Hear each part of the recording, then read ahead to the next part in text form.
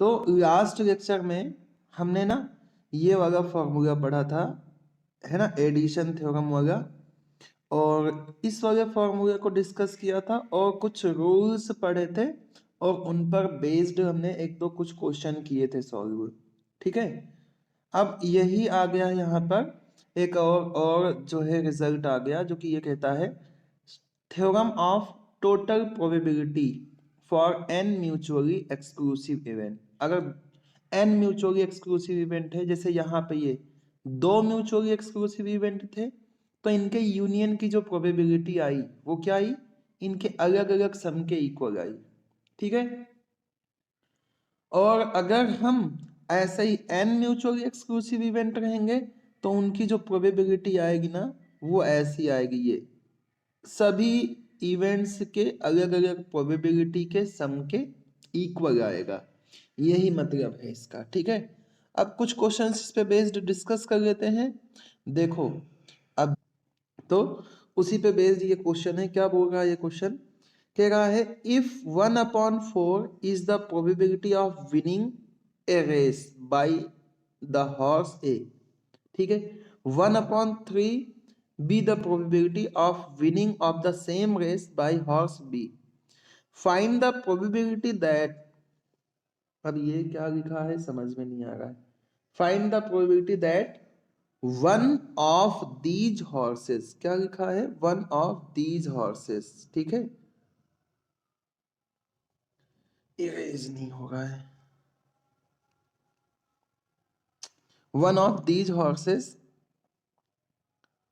one of these horses will win। ठीक है, ये बोल रहा है। कहेगा कि अगर मतलब आपको प्रोबेबिलिटी ए की पता है, प्रोबेबिलिटी बी की पता है, तो कोई एक जीतेगा, ये हमें पता करके बताना है। तो आप यहाँ से थोड़ा सा आइडिया लगाओ। क्या आइडिया लगाओ कि दो आपके पास इवेंट है। ठीक है, कितने इवेंट है? दो इवेंट। जब हॉर्स ए जीतेगा रेस को तो क्या होगा? हॉर्स बी नहीं जीत सकता है, और हॉर्स बी जीतेगा तो हॉर्स ए नहीं जीत सकता है। ठीक है, तो ये जो दोनों इवेंट है ये म्यूचुअली एक्सक्लूसिव इवेंट है, और म्यूचुअली एक्सक्लूसिव इवेंट की प्रोबेबिलिटी आपने पढ़ा है PE1 union E2 equals to, आपने पढ़ा है क्या होगा? PE1 प्लस PE2, ऐसा हमने पढ़ा है। ठीक है, तो E1 यानी कि हॉर्स ए की प्रोबेबिलिटी 1/4, हॉर्स बी की प्रोबेबिलिटी 1/3, तो यहाँ पे इन दोनों को प्लस कर दो। 1/4 प्लस 1/3, ये दोनों प्लस हो जाएंगे। प्लस होके क्या आएगा? 3 यहाँ पे, 4 यहाँ पे, 3 4 7, 7/12। क्या आंसर आ गया? 7/12। तो किसी एक के जीतने की, है ना, की प्रोबेबिलिटी क्या हो जाएगी? 7/12। तो ये चीज हमें, जो भी इवेंट गिवन है उससे हमें समझना पड़ेगा कि क्या ये म्यूचुअली एक्सक्लूसिव तो नहीं है। चलो ठीक है, नेक्स्ट क्वेश्चन करते हैं। नेक्स्ट क्वेश्चन क्या कह रहा है? कह रहा है कि the two dice are drawn, find the probability that the sum of faces is 7 और 8। ठीक है, 7 या 8 सम होंगे और मोर देन 8 होंगे। ठीक है, तो देखो यहाँ पे हम बना लेते हैं, क्या बना लेते हैं कि क्या क्या आउटकम आते हैं। अगर दो, हमें ये पता है एक डाइस अपन ने थ्रो किया तो इसकी इसकी कितने आउटकम होंगे? 6। दूसरा डाइस थ्रो किया तो इसके आउटकम कितने होंगे? 6 एंड मतलब मल्टीप्लाई, इसका मतलब टोटल कितने आउटकम होंगे? 36। अब क्या क्या आउटकम होंगे इसमें? एक हो सकता है 1 के साथ में 1, एक हो सकता है 1 के साथ में 2, एक हो सकता है 1 के साथ में 3, 1 के साथ में 4, और 1 के साथ में 5, और क्या हो सकता है? 1 के साथ में 6। ठीक है, 5, और फिर 2 के साथ में 1, और 2 के साथ में, एक काम करते हैं, रुक जाओ, ये कहाँ पहुंच गए?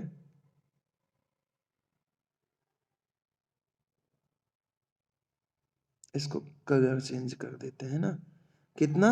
2 के साथ में 1, फिर 2 के साथ में 2, फिर 2 के साथ में 3, फिर 2 के साथ में 4, 2 के साथ में 5, और 2 के साथ में 6। इसके बाद 3 के साथ में 1, और 3 के साथ में 2, 3 के साथ में 3, 3 के साथ में 4, 3 के साथ में 5, 3 के साथ में 6। ठीक है, नेक्स्ट क्या बनेगा? 4, 4 के साथ में 1, 4, 2, 4, 3, 4, 4, 4, 5 और 4, 6। फिर 5, 1, 5 कलर चेंज है ना, ये 5, 1 और 5, 2, 5, 3, 5, 4, 5, 5, 5, 6 ये हो गया। और उसके बाद क्या नेक्स्ट क्या बनेगा? 6 के साथ में 1 और 6, 2, 6, 3, 6, 4, 6, 5 और 6, 6 ये आउटकम्स अपने पास आएंगे। ठीक है, टोटल आउटकम ये हो गए। अब क्वेश्चन का जो पार्ट 1 क्या कहता है, पहले तो देखो हमें एक डाइस दिया था, डाइस दिया है तो हमने यहां से टोटल आउटकम क्या पता कर लिया, 6 × 6 यानी कि टोटल आउटकम कितने हो गए 36। अब पहला जो क्वेश्चन वो क्या होगा, सम क्या होना चाहिए, 7 होना चाहिए या फिर 8 होना चाहिए। तो 7 या फिर 8 होने के चांसेस कहाँ कहाँ हो पाएंगे? देखो फर्स्ट में तो केवल ये बनेगा, ठीक है। सेकंड में 5 और 2 7 और 2 और 6 8 ये बनेगा।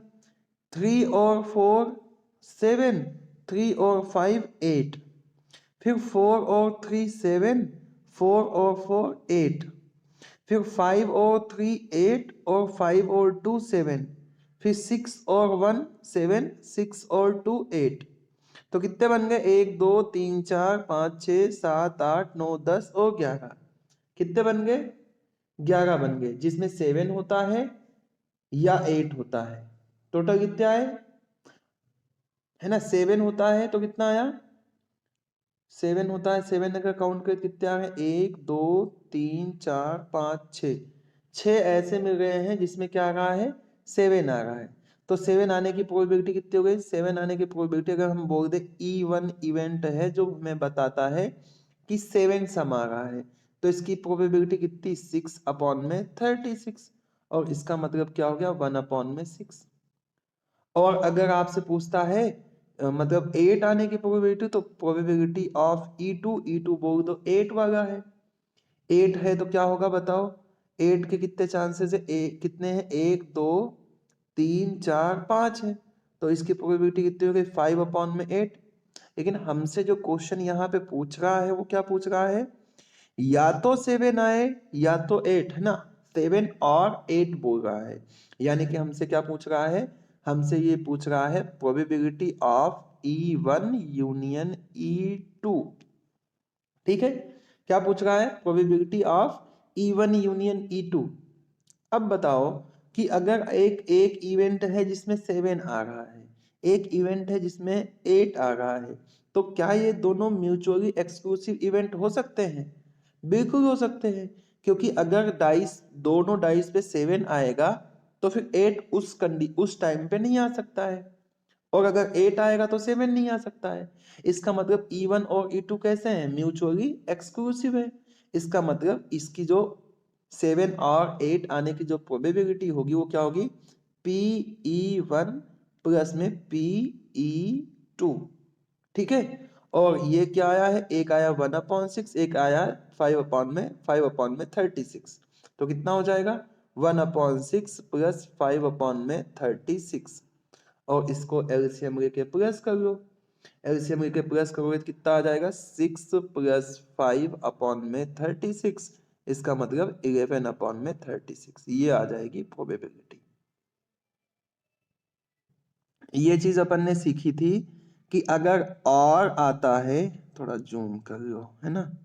अगर और आता है, ठीक है, तो हमें क्या पता करना है? और आता है, और आता तो हमें पता करना है A यूनियन B की प्रोबेबिलिटी, और एंड आता है तो A इंटरसेक्शन B की प्रोबेबिलिटी। ठीक है, ये हमें पता करना है।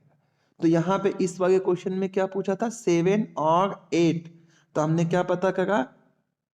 एक इवेंट 7 वाले को इवेंट E1 मान लिया और 8 वाले को इवेंट E2 मान लिया और लगा था तो हमने यूनियन का फाइंड आउट कर लिया।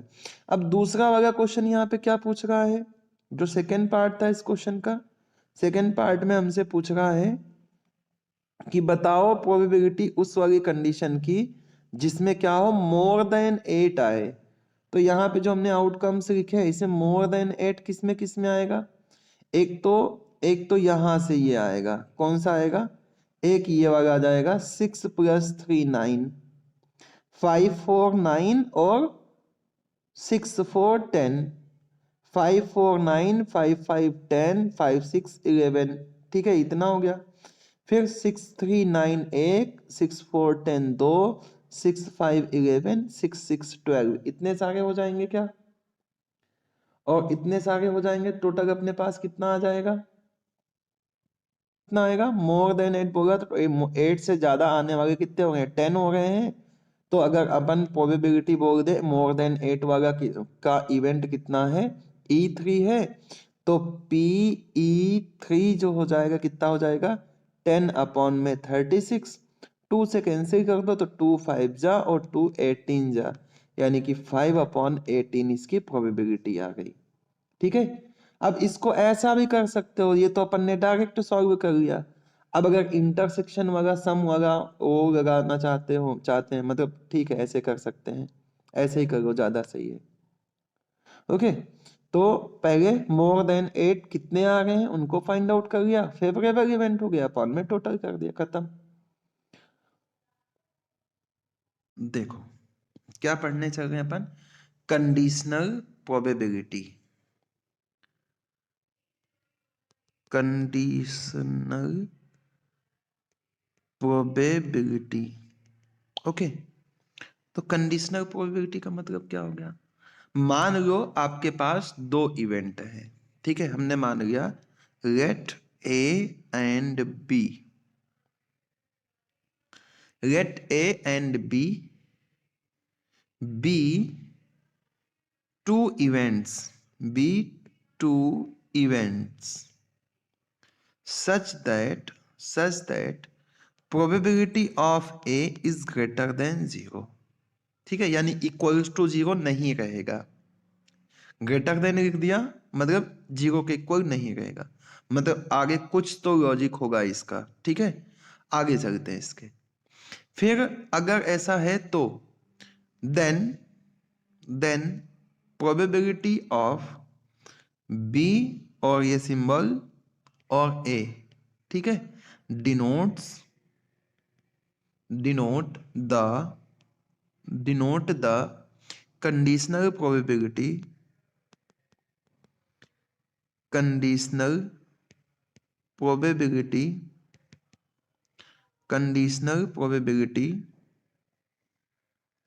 ऑफ B, ठीक है, given that A has occurred, इतना लिख सकते हैं, ठीक है।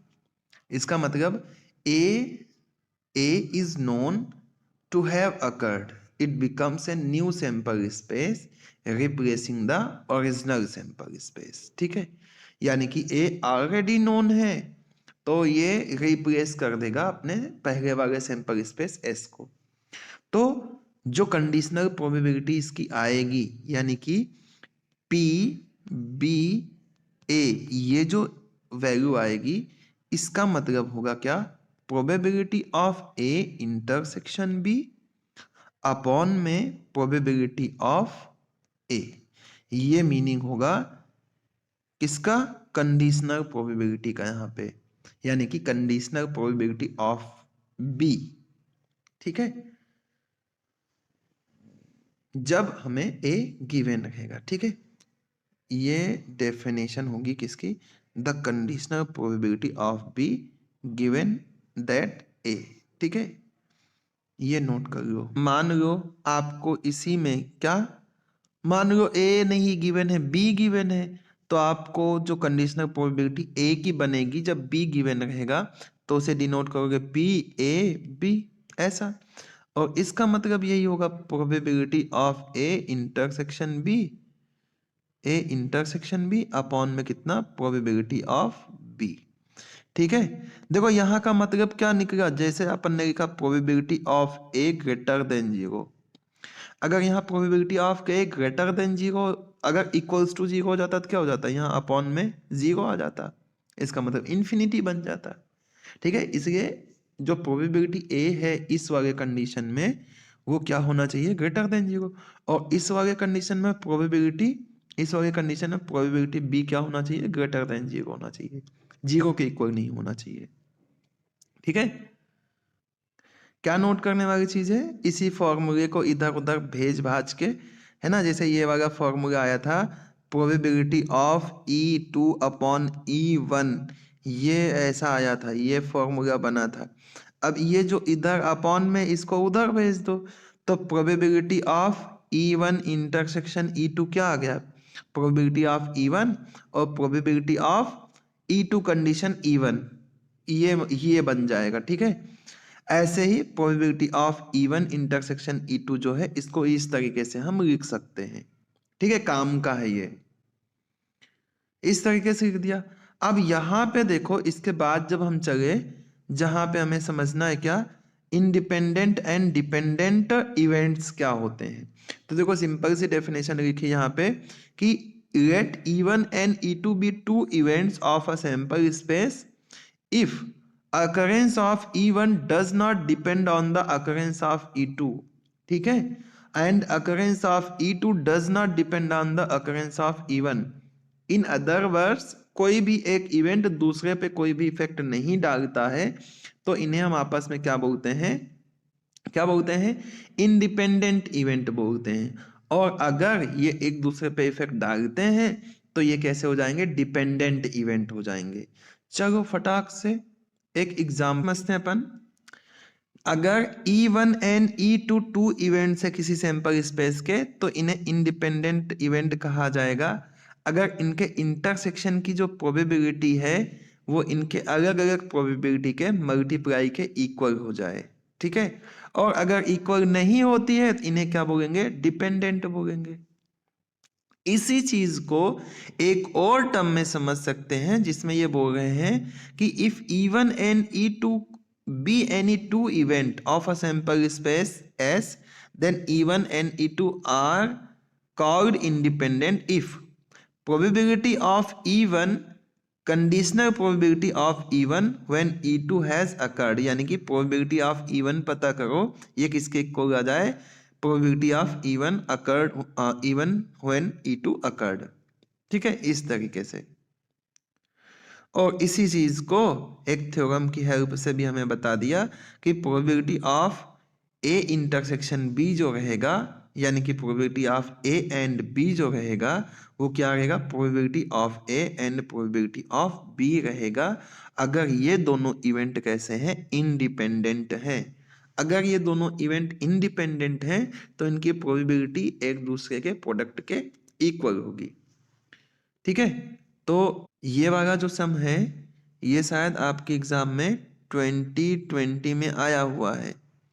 तो क्या बोल रहा है ये सम, ये कह रहा है if A and B are two event where probability of is 1, A is 1/2, probability of B is 1/3 and probability of A equals to B, ये क्या गिवन है, ये थोड़ा सा सोचने वाली चीज है, देन इवेलुएट।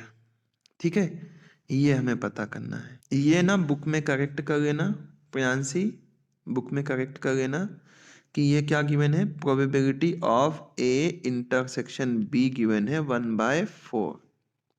तो हमें देखो ये सारी चीजें पता करने के लिए बोला, सिंपल सी, देखो अगर आपको फॉर्मूला पता है तो फटाफट ये आंसर आ जाएंगे। जैसे probability of A when B is occurred, है ना, क्या होता है, probability of A when B is occurred क्या है, probability of A intersection B upon में प्रोबेबिलिटी ऑफ B।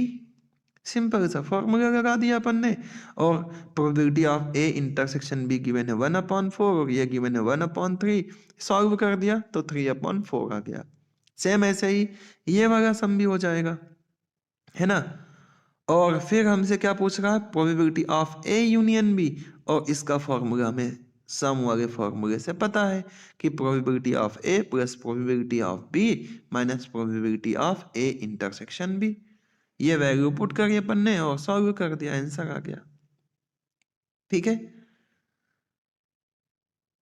अब देखो नेक्स्ट जो क्वेश्चन है, ये शायद अभी डिस्कस किया था हमने कि probability of A, probability of B, probability of C, तीन म्यूचुअली एक्सक्लूसिव इवेंट की प्रोबेबिलिटीज गिवन है।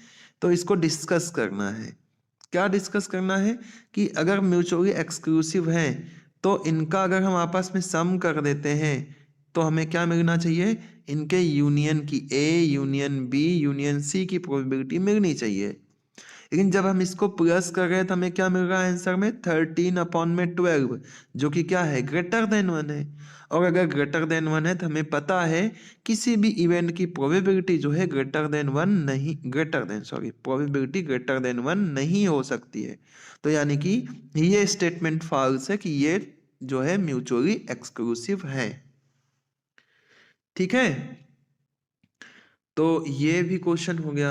अब इसके बाद देखो एक और क्वेश्चन जो कि क्या कह रहा है what is the chance of throwing a total of 11 with 2 dice if digit on first die is 5। ठीक है, ये पहले डाइस पे क्या बोल रहा है, 5 फिक्स है। पहले डाइस पे 5 फिक्स है तो क्या क्या पॉसिबिलिटी बन सकती है, 5 और 1 की, 5 और 2 की, 5 और 3 की, 5 और 4 की, 5 और 5 की, 5 और 6 की, इतनी पॉसिबिलिटी बोल रहा है। ठीक है, अगर इतनी पॉसिबिलिटी बोल रहा है मतलब 5 अगर ऐसा आता है तो अपने पास टोटल आउटकम क्या हो सकते हैं, अगर पहले पे 5 आता है तो अपने पास टोटल इतने आउटकम हो सकते हैं, ये टोटल आउटकम हो सकते हैं क्योंकि पहले डाइस पे बोल दिया फिक्स है 5 आना चाहिए। अब इसमें हमसे पूछ रहा है 11 आना चाहिए, तो 11 आने के चांसेस कहाँ हो सकते हैं, ये हो सकता है। ठीक है, ये हो सकता है, इसका मतलब अपने पास जो इवेंट ये है ना, जिसमें 11 आ रहा है वो क्या हो गया, इसके पास केवल एक ही वैल्यू मिली, यानी कि जो E1 की प्रोबेबिलिटी रहेगी वो क्या हो जाएगी, 1/6 हो जाएगी। तो ये जो क्वेश्चन बोल रहा है इसके अकॉर्डिंग चलते हैं अपन। हमसे क्या बोल रहा है, 2 डाइस बोल रहा है, 2 डाइस है, पहले डाइस के टोटल आउटकम 6, दूसरे डाइस का टोटल आउटकम 6। ठीक है, यानी कि टोटल आउटकम अपन को कहाँ से मिलेगा, इन दोनों के मल्टीप्लिकेशन से। ये अपना मान लो क्या हो गया, सैंपल स्पेस में इतने नंबर्स रहेंगे। लेकिन हमें ये जो क्वेश्चन बता रहा है वो क्या बोल रहा है, कह रहा है कि पहले वाले डाइस पे 5 फिक्स होना चाहिए। तो पहले वाले डाइस पे 5 फिक्स होना चाहिए। मान लो हम ऐसे एक इवेंट बना लेते हैं जिसे बोल देते हैं, एक ये इवेंट E1 है और इसमें क्या है, पहले वाले डाइस पे 5 फिक्स है, पहले वाले डाइस पे क्या है, 5 फिक्स है, 5 फिक्स है, 5 फिक्स है, 1 2 3 4, और इसके साथ में 5 के साथ में एक और 5 के साथ में एक और, 6 हो गए। अब देखो क्या कह रहा है, पहले वाले डाइस पे 5 फिक्स है तो दूसरे प्लेस पे 1 भी आ सकता है, 2 भी आ सकता है, 3 भी आ सकता है, 4 भी आ सकता है, 5 भी आ सकता है और 6 भी आ सकता है। ये एक इवेंट बन गया। ठीक है, अब हमसे दूसरे कंडीशन में क्या बोल रहा है कि सम क्या होना चाहिए, 11। अब हम मान रहे हैं कि एक दूसरा कोई इवेंट है E2 जिसमें हमें सम कितना मिलता है, 11। तो यहाँ पे देखो क्या हो रहा है, ये मिल रहा है ना, एक हमें इवेंट ऐसा मिल रहा है जिसमें इसका सम क्या आ रहा है, 11 आ रहा है। यानी कि इस वाली कंडीशन में अपने पास जो आउटकम आएगा वो केवल कौन आएगा, 5 आएगा और 6 आएगा, इसके अलावा कोई नहीं आ सकता। अब यहाँ पे देखो हम ऐसा बोल सकते हैं कि जो E1 है, ठीक है, E1 में 5 1 5 2 5 3 5 4 5 5 5 6 ये सभी आ रहे हैं। E2 जब अकर हो रहा है मतलब ये वाला जब भी हो रहा है तब उसके पहले E1 ऑलरेडी अकर हैपन हो रहा है ना। E2 हैपन होने के पहले ही E1 हैपन हो रहा है, ठीक है। इसका मतलब E2 के लिए सैंपल स्पेस का वर्क E1 भी कर सकता है ना, कंडीशनल प्रोबेबिलिटी के हिसाब से अगर सॉल्व करें तो, ठीक है। E2 के लिए कौन हैपन हो रहा है पहले, E1 ऑलरेडी हैपन हो रहा है, ठीक है। यानी कि E2 के लिए सैंपल स्पेस का वर्क कौन करेगा, E1 सैंपल स्पेस का वर्क कर जाएगा, ठीक है। तो हम इसको ऐसा लिख सकते हैं, क्या लिख सकते हैं, अगर हम यहां से देखें इंटरसेक्शन यूज होता है ना इसमें, तो E1 intersection E2 find out करेंगे तो हमारे पास क्या आ जाएगा, ये भी केवल यही आएगा 5 और 6, है ना। इसका मतलब क्या हो जाएगा कि अगर हम प्रोबेबिलिटी पता करें, probability of E2 when E1 given है आपको, तो आपके पास कितना आ जाएगा, प्रोबेबिलिटी ऑफ E1 या नंबर वाला फॉर्मूला यूज कर लें तो क्या लिख सकते हैं, number of E1 intersection E2 upon में नंबर ऑफ E2। तो E2 में कितने हैं, E1 इंटरसेक्शन E2 में 1 है और E1 में कितने नंबर है, 6 है, तो इसकी प्रोबेबिलिटी कितनी हो गई, 1 अपॉन में 6। और अगर हम इसका यूज नहीं करते हैं तो, मतलब कंडीशनल प्रोबेबिलिटी का यूज नहीं करते हैं तो डायरेक्ट ऐसा आ जाएगा कि आपके पास सैंपल स्पेस ये पूरा बन जाएगा 6 और आपके पास एक ही है जो अकर हो रहा है, मतलब फेवरेबल इवेंट है, तो 1 अपॉन में 6 इसकी प्रोबेबिलिटी हो जाएगी। ये बिना कंडीशनल प्रोबेबिलिटी के यूज के है और ये कंडीशनल प्रोबेबिलिटी का यूज करके इस तरीके से सॉल्व कर सकते हैं। पढ़ना क्या, रैंडम वेरिएबल के बारे में कि रैंडम वेरिएबल क्या होता है। तो देखो रैंडम वेरिएबल की डेफिनेशन क्या गिवन है, a real valued function defined on a sample space is called random variable, ठीक है। और इसे हम डिस्क्रीट रैंडम वेरिएबल बोल सकते हैं, वैसे अभी एक्सप्लेन करूंगा मैं कि डिस्क्रीट क्या होता है, डिस्क्रीट का मतलब, ठीक है। तो इसके बाद एक और डेफिनेशन, मतलब एक और डेफिनेशन जैसी चीज है कि क्या हो रहा है, ए random variable can assumed only A set of real values and the values which the variable takes depend on the chance. Random variable is also called, अब ये ना जाने क्या लिखा हुआ है स्पेलिंग, और इधर लिखा है सिंपली इसे हम वेरिएट भी बोलते हैं।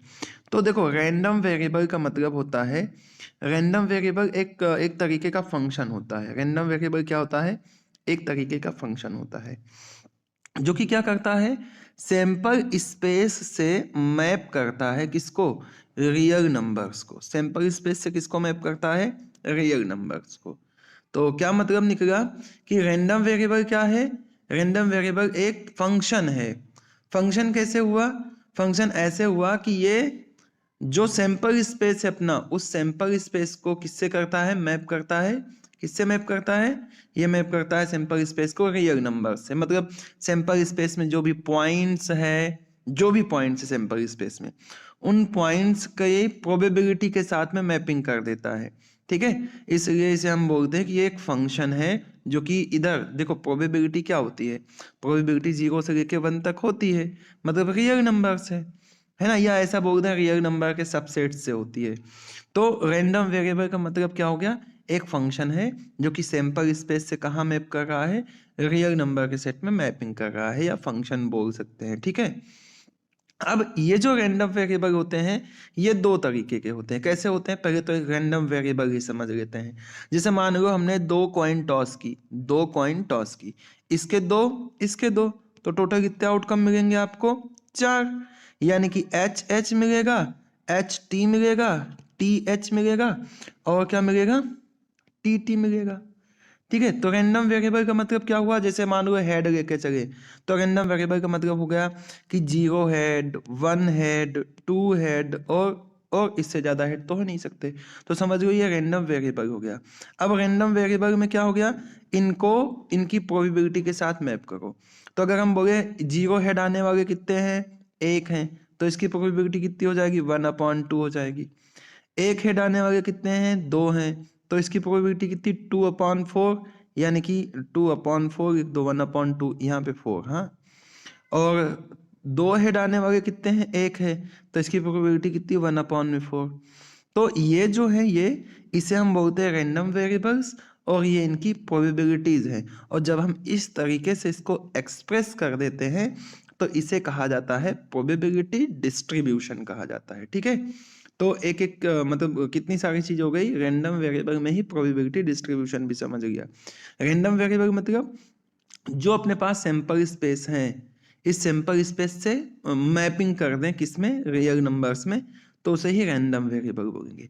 अब यहाँ पे देखो रैंडम वेरिएबल जो है कैसा है, वो 0 के बाद 1 है, 1 के बाद 2 है, इससे रिलेटेड प्रोबेबिलिटी 1/4 है, और फिर क्या है 1/4 है, और फिर कितनी है 1/2 है, और फिर कितनी है 1/4 है, ठीक है। अब देखो यहाँ से अपन हम देखें तो 1/4 के जस्ट बाद कौन सा पॉइंट आएगा, कौन सी वैल्यू मिलेगी, ये हमें पता नहीं है ना। हमें 1/4 पता है, 1/4 के बाद डायरेक्ट 1/2 पता है। तो इस तरह के अगर वेरिएबल रहते हैं तो हम इस तरह के वेरिएबल को नाम बोलते हैं, ये डिस्क्रीट रैंडम वेरिएबल है।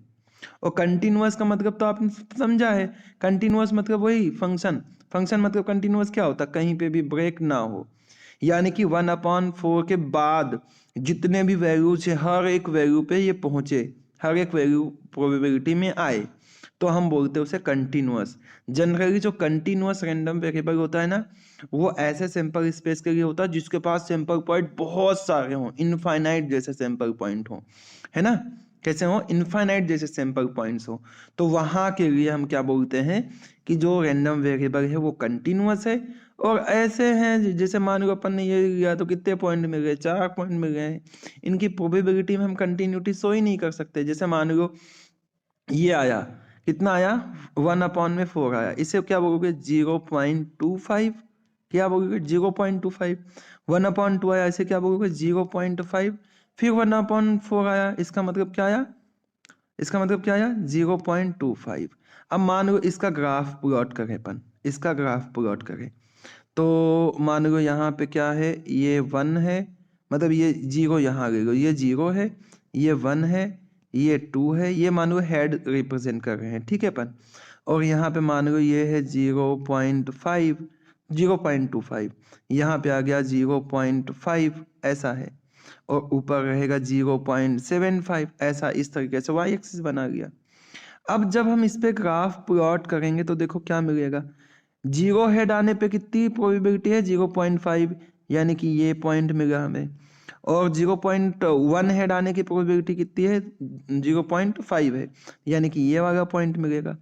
और फिर 2 हेड आने की प्रोबेबिलिटी कितनी है 0.5, ये आएगा। अब इससे वैल्यूज देखो कैसी मिल रही हैं, कंटिन्यूअस आर्क मिल रहा है क्या, हमें नहीं मिल रहा है। इसके जस्ट बाद कौन सी कैसी प्रोबेबिलिटी रहेगी हम नहीं बता सकते हैं। तो इस तरह के जो वेरिएबल होते हैं इन्हें हम क्या बोलते हैं, डिस्क्रीट बोलते हैं। क्या बोलते हैं, डिस्क्रीट रैंडम वेरिएबल बोलते हैं, ठीक है। और अगर हमें कंटिन्यूअस मिलेगा तो क्या होगा, मतलब उसके पास जो सैंपल स्पेस में पॉइंट्स रहेंगे, यानी कि जो रैंडम वेरिएबल्स रहेंगे वो बहुत सारे होंगे, अनंत होंगे, इनफाइनाइट होंगे। तो हमें ऐसे हर एक पॉइंट के लिए, हर एक पॉइंट की प्रोबेबिलिटी के लिए एक वेरिएबल अवेलेबल रहेगा। तो हम क्या बोलेंगे उस कंडीशन में कि जो रैंडम वेरिएबल है वो कैसा है, डिस्क्रीट, ओ सॉरी डिस्क्रीट नहीं, क्या है, कंटिन्यूअस है। तो हो गया ये डिस्क्रीट और कंटिन्यूअस, तो ये मिल गया। अब देखो इसी चीज को ऐसे इन्होंने थोड़ा डिटेल में देख के रखा है यहाँ पे कि जो है इन जनरल सपोज दैट क्या, सपोज दैट, अरे इरेजर क्यों, ये suppose that corresponding to X exhaustive and mutually exclusive cases obtained from a trial, a variate X takes n values x1, x2, xn with their probabilities p1, p2, pn.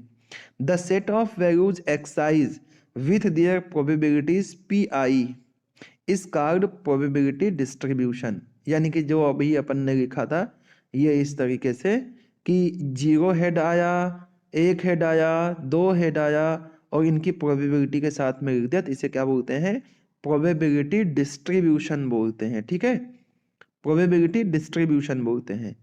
It is to be noted that most of the properties of frequency distribution will be, नहीं पढ़ना है इसको। फिर continuous भी मैंने आपको बता दिया कि बहुत सारे पॉइंट्स हो अपने पास जिससे कि हर एक प्रोबेबिलिटी पे हम पहुंच पाए, मतलब कर्व अगर ड्रॉ करें हम तो यहाँ से यहाँ तक जाने के लिए अपन ऐसे हर एक पॉइंट से होके जा पाए, इतने अपने पास पॉइंट्स अवेलेबल हो सैंपल स्पेस में, तो क्या बोलते हैं, कंटिन्यूअस रैंडम वेरिएबल बोलते हैं या कंटिन्यूअस वेरिएट बोलते हैं। इसी चीज को यहाँ पे डिफाइन किया गया कैसे कि when we deal with variate like weight and temperature, then we know that the variates can take from an infinite number of value, है ना, बहुत सारी वैल्यूज अवेलेबल हो, तो ऐसे वेरिएट को क्या बोलेंगे, कंटिन्यूअस बोलेंगे। फिर इसी के नीचे डेफिनेशन दिए, a variate which is not discrete. अब डिस्क्रीट नहीं है मतलब इनफाइनाइट पॉइंट्स है तो उसे क्या बोलेंगे, कंटिन्यूअस बोलेंगे, ठीक है। इसके बाद नेक्स्ट जो टर्म आती है वो आती है प्रोबेबिलिटी मास फंक्शन। अब प्रोबेबिलिटी मास फंक्शन कैसे डिफाइन किया गया है, मान लो आपके पास क्या है, let X be one dimensional discrete random variable which take at most a countably infinite number, ठीक है। एक अपने पास डिस्क्रीट रैंडम वेरिएबल है लेकिन उसके पास कितने कितने पॉइंट्स है, कितने नंबर्स है, इनफाइनाइट नंबर्स है, x1 x2 x3 x4 and so on, बहुत सारे हैं, ठीक है। और ईच पॉसिबली आउटकम एक्स आई, मतलब इसी को सिंपल करने के लिए एक्स आई लिख दिया। तो we shall associate a number P I, मतलब इससे एक नंबर एसोसिएट करेंगे पी आई, और इस नंबर को हम क्या समझेंगे, इसका मतलब समझेंगे पी क्या है, एक्स आई है, और इसी का मतलब क्या समझेंगे, कैपिटल पी और capital X equals to x small x i समझेंगे, ठीक है। जहां पे ये जो पी एक्स आई है इसको क्या बोलेंगे, एक्स आई की प्रोबेबिलिटी है, क्या है, एक्स आई की प्रोबेबिलिटी है। और इसके साथ साथ कुछ कंडीशन भी है, क्या कंडीशन है, then then the number p x i, then the number p x i, ये ठीक है, जहां पे ये क्या करेंगे, ये सारी कंडीशन को सेटिस्फाई करेंगे। देखो ये तो हमें पता है कि प्रोबेबिलिटी हम किसी भी इवेंट की पता करेंगे तो ये greater than are equals to 0 रहेगा, यानी कि हर एक एक्स आई की प्रोबेबिलिटी क्या होनी चाहिए, greater than are equals to क्या होना चाहिए, आई होना चाहिए, sorry greater than are equals to 0 होना चाहिए। अब मान लो, देखो कोई से भी, जैसे यहाँ पे ये अपने पास ये वाला केस लिया था अपन ने कि दो क्वाइन टॉस किया है, तो एच एच आएगा, एच टी आएगा, टी एच आएगा और टी टी आएगा, ठीक है। अब इसमें अपन ने एक केस बनाया था रैंडम वेरिएबल का कि 0 हेड आएगा, 1 हेड आएगा और 2 हेड आएगा। अब इसमें हर एक कंडीशन की जो प्रोबेबिलिटी होनी चाहिए वो greater than are equals to 0 होनी चाहिए।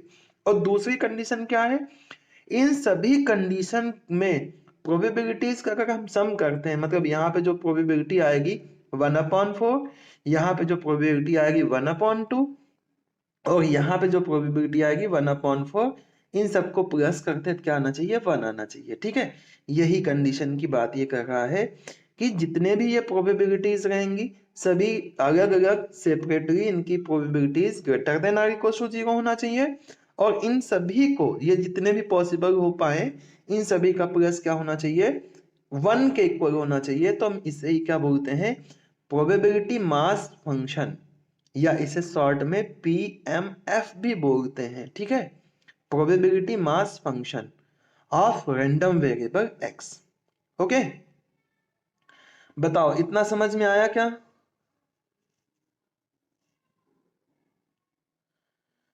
बताओ प्रोबेबिलिटी मास फंक्शन आ गया समझ में।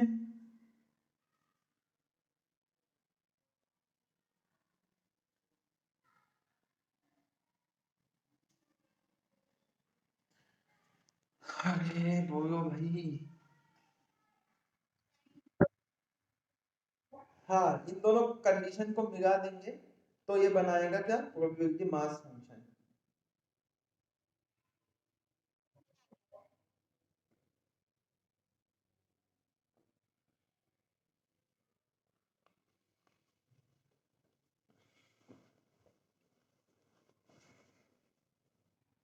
एक हमने डाइस थ्रो किया, डाइस थ्रो किया तो अपने पास आउटकम क्या क्या बनेंगे, 1 2 3 4 5 6। इससे हम रैंडम वेरिएबल कैसे बनाएं, प्रोबेबिलिटी डेंसिटी फंक्शन। ठीक है, ये इतनी सारी चीजें अगर ना ध्यान दो तो केवल ये अगर ध्यान दो तो प्रोबेबिलिटी डेंसिटी फंक्शन का मतलब क्या होगा, प्रोबेबिलिटी डेंसिटी फंक्शन के बारे में क्या बता रहा है, अगर मान लो x be a continuous random variable, continuous होना चाहिए है ना, और variable and let the probability of x falling in the infinitesimal interval x minus 1/2 dx और x plus 1/2 dx be expressed by f of x dx, that is probability जहाँ पे x अपना variable है, ये greater then होनी चाहिए इस value से और लेस देन होनी चाहिए इस वैल्यू से, तो इसे प्रोबेबिलिटी डिस्ट्रीब्यूशन फंक्शन बोलते हैं। ये कौन कौन सी कंडीशन सेटिस्फाई करना चाहिए, इसको सेटिस्फाई करना चाहिए F X is greater than are equal to 0, इसका इंटीग्रेशन कर दें ए से बी तक, क्योंकि x जो रहेगा ए से greater than are equal to रहेगा, बी से less than are equal to रहेगा, तो हमें क्या मिलना चाहिए, 1 मिलना चाहिए। या हम माइनस इन्फिनिटी से प्लस इन्फिनिटी तक अगर इसका इंटीग्रेशन करते हैं तब भी हमें क्या मिलना चाहिए, 1 मिलना चाहिए। अब देखो ऐसे क्वेश्चंस को सॉल्व करने के लिए हमें ये इस तरह के इंटीग्रल की जो है, इस तरह के इंटीग्रल के जो प्रॉपर्टीज होते हैं उनको यूज करना रहेगा आगे, है ना। जैसे मान लो ऐसा रहता है ना, माइनस ए से प्लस ए तक F of x D x, अगर ये ऑड फंक्शन है तो इंटेग्रल 0 हो जाएगा, इवन फंक्शन है तो इसे लिख पाएंगे इंटेग्रल 0 to 2 टाइम हो जाता है 0 to a F of x D x. ठीक है, ऐसी प्रॉपर्टीज का भी यहाँ यूज होगा।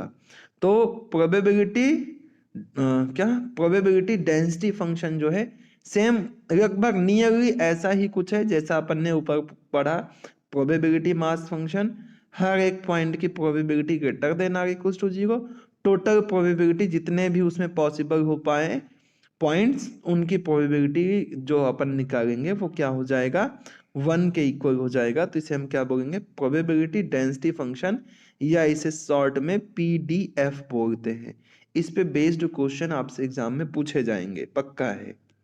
ठीक है, तो फिर देखो कंटिन्यूअस आर्क बोला है तो जो फंक्शन बनेगा y equal to F X, ये क्या रहेगा, कंटिन्यूअस कर्व रहेगा। ठीक है, और इनके कर्व को बोला जाएगा प्रोबेबिलिटी डेंसिटी कर्व बोला जाएगा। ठीक है, क्या बोला जाएगा, प्रोबेबिलिटी डेंसिटी कर्व। और इस जो इनफाइनाइट सिमल इंटरवल रहेगा इसका लेंथ कितना रहेगा, dx, मतलब इसमें से इसको माइनस करोगे तो x से x कैंसिल हो जाएगा, हाफ dx और हाफ dx क्या हो जाएगा, dx हो जाएगा, और इसका जो मिड पॉइंट रहेगा वो क्या रहेगा, x रहेगा। अब ये कुछ बहुत सारे ज्ञान लिखे हैं, मतलब इंटीग्रेशन, मतलब इनको सॉल्व करने के लिए इन सबका यूज अपन कर पाएंगे, कि अगर जो रेंज है अपने पास x का फाइनाइट है तो क्या होगा, then it can be expressed as infinite ranges. वही मतलब जो अपन कोई इंटरवल अपने पास रहता है तो उसका पार्टीशन कर लेते हैं ना, मतलब अलग अलग पॉइंट पे कंडीशन को अप्लाई कर देते हैं, वो सारे कंडीशन ऐसा ऐसा कन्वर्ट कर सकते हैं। ठीक है, वो तो सब अपन सम के अकॉर्डिंग चेंज कर लेंगे, कोई प्रॉब्लम नहीं आएगी। ठीक है, अब देखो यहाँ पे एक और चीज है जो अपन को समझना है, क्या, cumulative distribution function. Cumulative distribution देखो क्या कहेगा ये, या रुक जाओ रुको, एक क्वेश्चन है जिसमें क्या बोल रहा है, the PDF of random variate X is given by P X equals to K जब एक्स की वैल्यू 0 है, 2k जब x की वैल्यू 1 है, 3k जब x की वैल्यू 2 है, और अदरवाइज कंडीशन में इसकी वैल्यू क्या है, 0 है। ठीक है, तो हमें k की वैल्यू पता करके बताना है, पहला क्वेश्चन ये।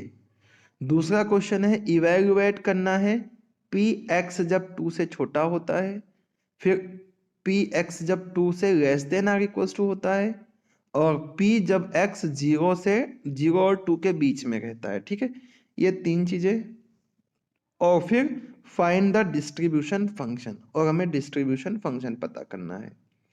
तो जैसे ही ऐसा कुछ क्वेश्चन मिलता है तो फर्स्ट काम है, फर्स्ट वर्क क्या होता है, इसकी डेफिनेशन अप्लाई कर दो by the definition of PDF. क्या होता है, प्रोबेबिलिटी ऑफ ईच पॉइंट, मतलब हर एक xi की probability greater than are equal to होना चाहिए, और सभी का सम करें तो कितना मिलना चाहिए, हमें 1 मिलना चाहिए। अब देखो यहाँ पे क्या क्या दिया है, यहाँ पे दिया पी एक्स x0 पे कितना k, और x1 पे 2k, और x2 पे कितना 3k, इन सब का और अदरवाइज कंडीशन में 0। तो इन सब का सम कर दो, इन सब का सम जैसे ही हम करेंगे क्या आएगा, 1 आएगा इस वाली कंडीशन से, है ना, k plus 2k plus 3k plus 0 equals to 1। इन सबको प्लस क्या, 6k इक्वल्स टू कितना आ गया 1, यानी कि k की वैल्यू कितनी आ गई, 1/6 आ गई। अब k की वैल्यू 1/6 आ गई, पहले वाले कंडीशन में क्या बोल, यही तो बोला, find the value of k। एक एक सॉल्व हो गया अपना, और ये ग्रेटर देन 0 है, तो ये क्या हो गया, k की वैल्यू आ गई 2k कितना 2/6 हो गया, यानी कि 1/3 हो गया। 3k क्या हो गया, 3/6 हो गया, यानी कि क्या हो गया, 1/2 हो गया। ठीक है, ये सभी ग्रेटर देन 0 रहेंगे। इन सभी की प्रोबेबिलिटी अपने पास ये आ गई कि x इक्वल्स टू 0 पे प्रोबेबिलिटी ये, x इक्वल्स टू 1 पे प्रोबेबिलिटी 2/6 यानी 1/3, और x इक्वल्स टू 2 पे प्रोबेबिलिटी कितनी 3/6 यानी कि 1/2। अब देखो अपने पास क्या है, एक 0 पॉइंट है, एक 1 पॉइंट है, एक 2 पॉइंट है। ठीक है, अब सेकेंड में पहला क्या पता करना है, सेकेंड पॉइंट में कि प्रोबेबिलिटी x लेस देन 2, अगर x लेस देन 2 रहता है तो x 2 से छोटा मतलब 0 और 1, है ना, 0 रहेगा या 1 रहेगा। तो क्या होगा, x इक्वल्स टू 0 1 बन गया, x इक्वल्स टू 1 1 बन गया। ठीक है, और ऐसा बना तो इनकी अलग अलग प्रोबेबिलिटीज का सम, क्योंकि ये क्या रहेंगी, म्यूचुअली एक्सक्लूसिव इवेंट्स हैं। ठीक है, और जब ऐसा है तो इन दोनों का सम, इन दोनों का सम करेंगे तो क्या आ जाएगा 1/6 और 2/6, इन दोनों को प्लस किया तो क्या आ गया 3/6, और 3/6 का मतलब 1/2 आ गया। ठीक है, तो इसका मतलब लेस देन 2 है तो क्या हो गया, क्या ही प्रोबेबिलिटी 1/2।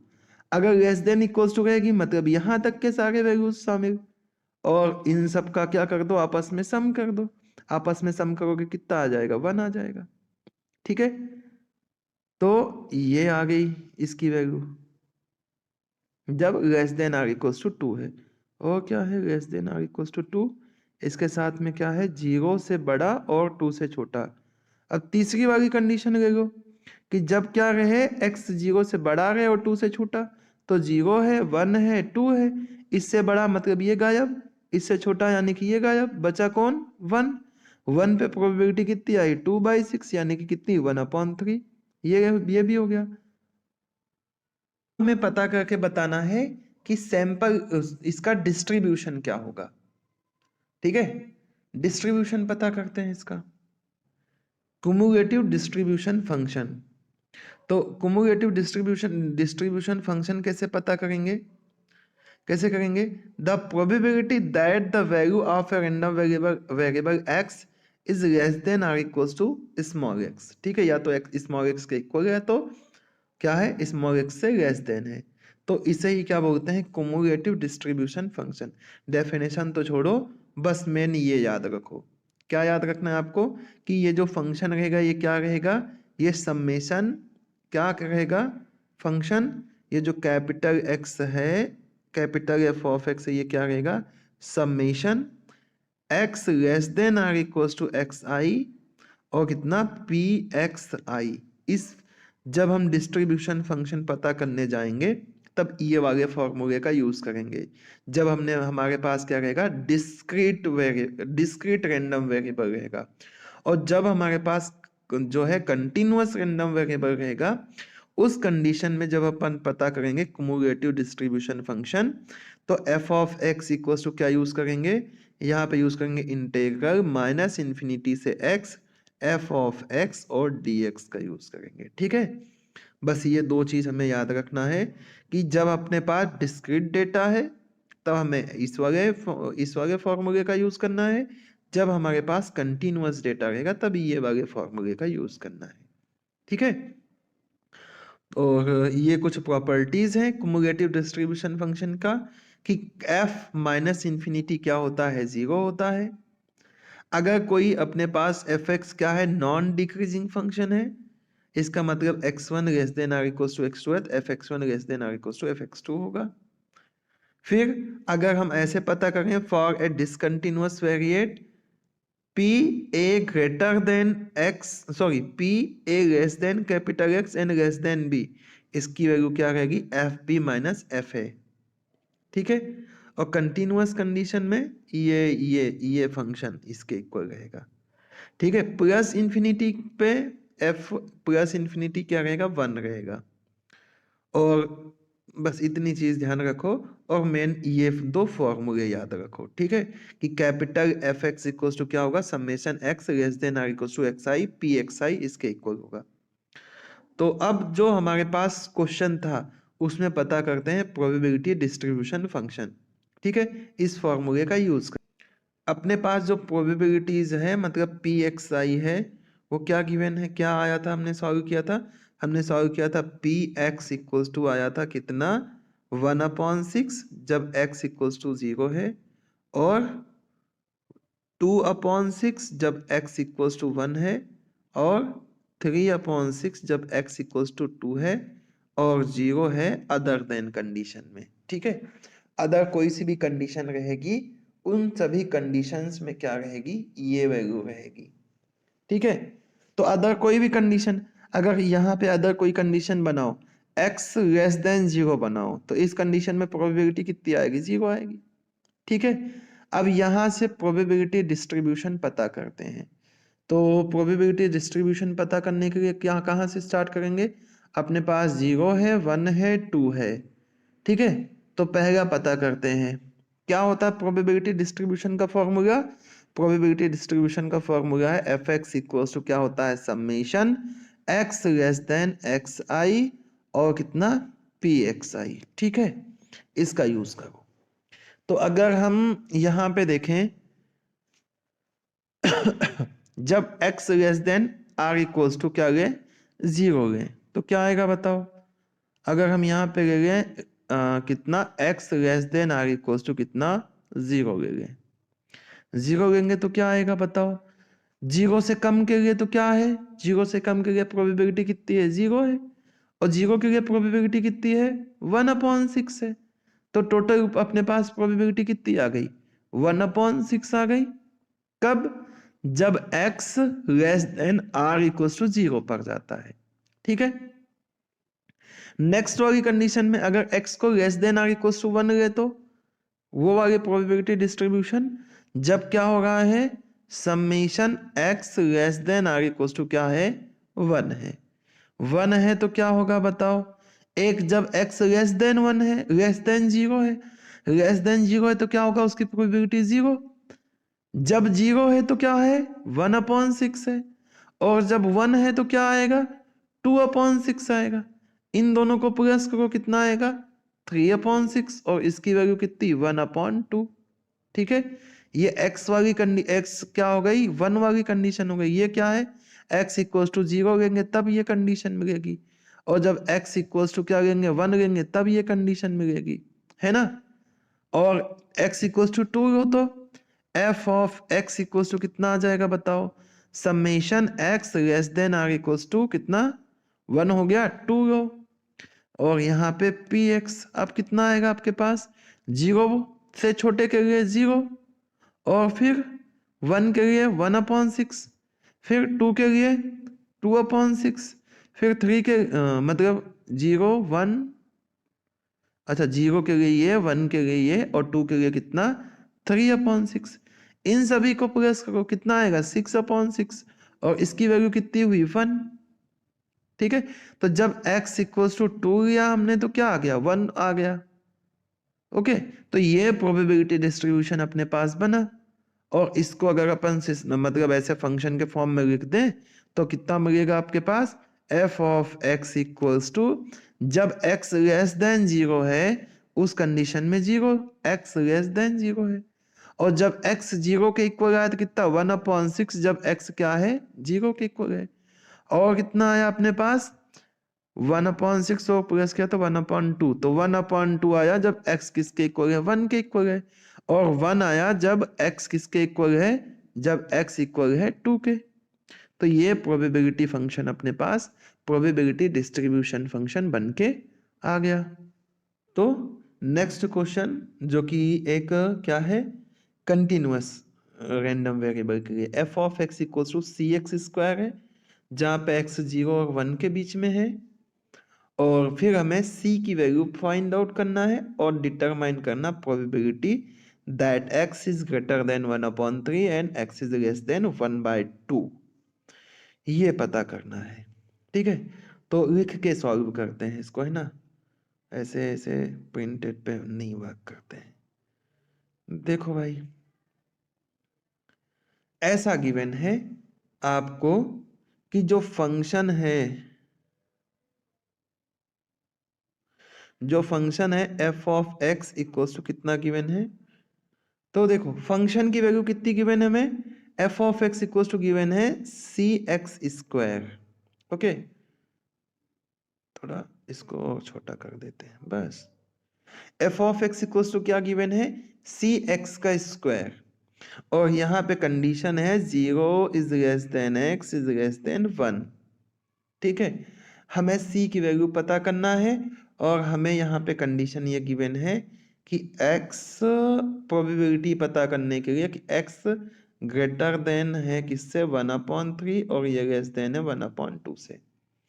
तो प्रॉपर्टी यूज करते हैं कंटिन्यूअस वाले का, तो लगाते हैं बाय डेफिनेशन आप प्रोबेबिलिटी डेंसिटी फंक्शन का। ठीक है, x की वैल्यू 0 से लेकर 1 तक है, तो क्या आएगा इंटेग्रल 0 से लेकर 1 तक और कितना f of dx equals to कितना 1। देखो इसकी जगह पे यहाँ पे dx भी, इसकी जगह पे अगर अपने पास डिस्क्रीट रहता है तो यहाँ पे समेशन लग जाता है बस, है ना। क्या आएगा बताओ, यहाँ पे this is equals to f of x की जगह पे क्या आएगा integral 0 to 1 f of x कितना है सी एक्स का स्क्वायर है, this is equal d x, this is equals to कितना 1। सी तो कांस्टेंट है बाहर गया, तो क्या इंटेग्रल बनेगा सी एक्स क्यू अपॉन में 3 और इस पे लिमिट लगा 0 से 1 का, ये वैल्यू 1 के इक्वल। और ऐसा है तो x की जगह पे क्या रखो 1 और x की जगह पे 0, तो क्या मिला हमें 27/3 minus 0/3, this is equals to 1। 3 1 जा 3, 3 9 जा 27, तो कितना आया 9c इक्वल्स टू 1। इसका मतलब c की वैल्यू 1/9। ठीक है, जैसे इसका इंटीग्रेशन करेंगे क्या आएगा c x³ और लिमिट कितना 0 से 1 इक्वल्स टू 1।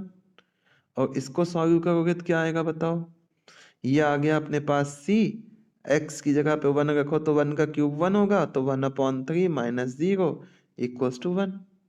इसका मतलब क्या आ गया c/3 इक्वल्स टू 1। इसका मतलब c इक्वल्स टू कितना आ गया 3 आ गया, c इक्वल्स टू कितना आ गया 3 आ गया।